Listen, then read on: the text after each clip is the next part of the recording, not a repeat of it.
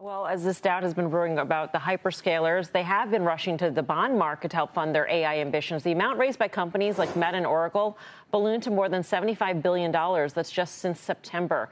The chairwoman has been watching this trend. She's got the fine print tonight on it. As she does. The fine print. I want to thank Andy Constant at Damp Spring for putting this together. So this is some hyperscalers, how their spreads have moved, which is a sign of how comfortable the market is. And what you're looking at here is, so each of the hyperscalers here, you can see they have debt issued over various maturities. And you can see from the left side how much the spreads have widened. That's over treasuries. So it's getting more and more expensive. This is just in the last month how much they've moved for all of this borrowing. So there's a couple things, and likely very much more to come. I would think spreads widen even more.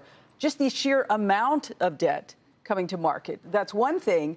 And then the other part of it is the sort of creeping fear of, okay, what is the promise of the returns here? Right. So just the credit, is this a good investment? And maybe borrowers are going to say, bond buyers are going to say, you got to pay me more to make it worth it. Just, Tim, one other thing I wanted to show. Yes. Your Apple, which you have been right on.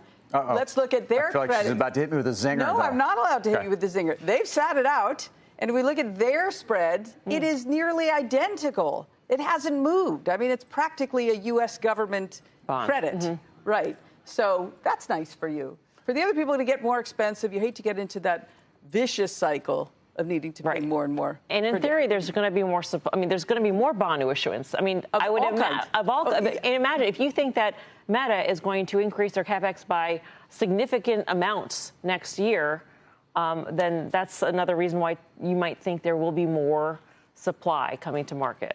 And yet, so it's a great point by Karen, and we have talked about the element of Oracle is the most obvious place of where there's significant capacity to build out, but we know how the market responded to Meta's comments about what they were doing on capex. I just think we have the companies with the most free cash flow in the market, the companies with the most pristine balance sheets. And this is a case where really at this point, it's more about the concept of how they're going to be funding and how much build out there has to be. Back to Apple, one of the reasons why investors have owned Apple for 5 years, and one of the reasons why, going back to the capital market side, the debt side, they were doing some really smart stuff back when rates were near zero. And they were essentially, buying back stock, selling debt. It was a virtuous cycle of basically better return on investment and good for Apple. But you're right, it trades differently.